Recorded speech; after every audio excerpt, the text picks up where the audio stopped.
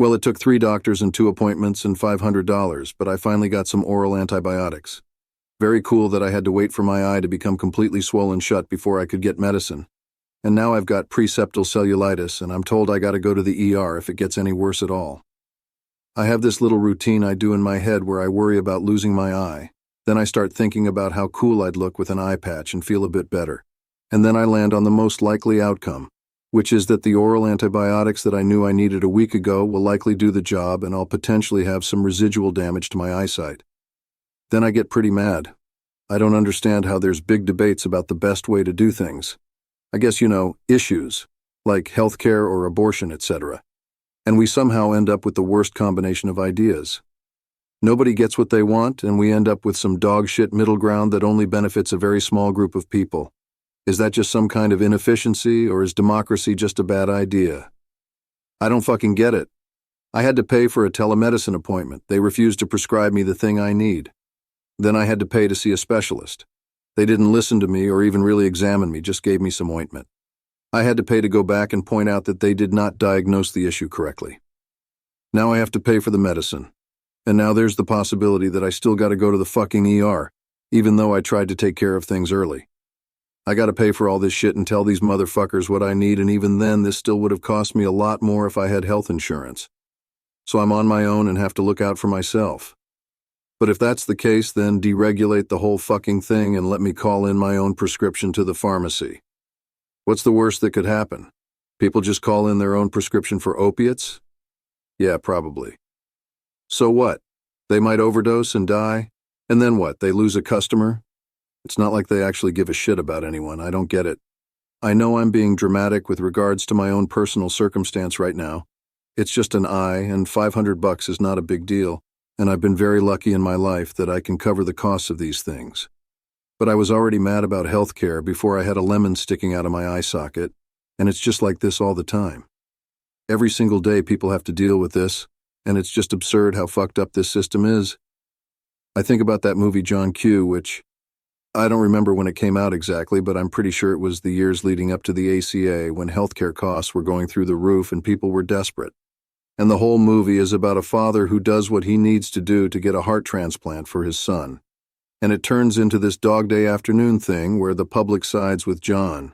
And the cops and especially the health insurance companies are the bad guys. But what I don't like about the movie is that it's got to be about a father trying to save his son, with a heart transplant no less, which is like, yeah, of course that shit's going to be expensive, like they have to make John Q a man with a more noble cause than just the everyday desperation that people experience. You could make that same movie and it's just a guy who works at CarMax and he made the mistake of going to the emergency room to get stitches. If that guy went into the ER with a gun in real life and demanded $5 worth of thread to get his leg closed up without being charged thousands and thousands and winding up in debt, I'd be on his side, and a lot of other people would as well. John Q is like making a movie about a woman who kills her rapist, but it's like, oh, but the rapist really deserved it.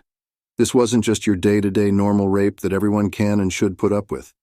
They can't do that, though, because that would just be a mean-spirited movie. Critics would hate it. They'd say John CarMax is a bad person, and it's a bad person movie for bad people.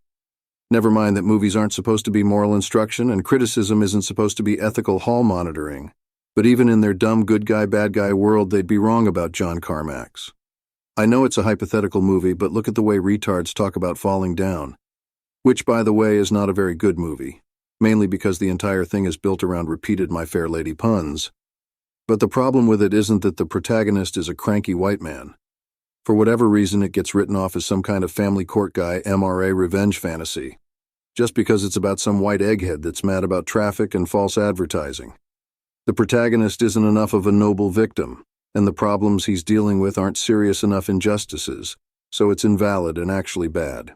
The closest thing we've ever had to a real John CarMax, I haven't checked, is the Killdozer. That was just a regular guy trying his best to run a muffler shop, and he followed the rules and played along, and City Hall pulled some zoning bullshit and literally fucked around and found out. That's real life. Everyone cheers for Killdozer. But if Killdozer had just been a movie, then it would be an exploration of toxic male masculinity or white rage or some moronic idea like that, because Killdozer wouldn't be noble or heroic enough to express the kind of quotidian frustration everyone is subjected to. I'm too stupid to understand why that frustration can't be reflected in media. I think there's an obvious thing there about dividing people based on identity, etc., but I think it's more than that. I think there's a deeper psychological cause that doesn't necessarily have to do with some top-down form of control, wherein the stories we are told to believe and accept are only the ones where a noble victim gets noble justice. Either way, my head hurts, and I can barely see the screen, and I'm very dizzy. It just frustrates me to know this all could have been avoided if I could just gotten what I needed when I needed it, or barring that, not touch my eye after going to the bathroom. I guess when you consider it that way, maybe it is just my fault after all.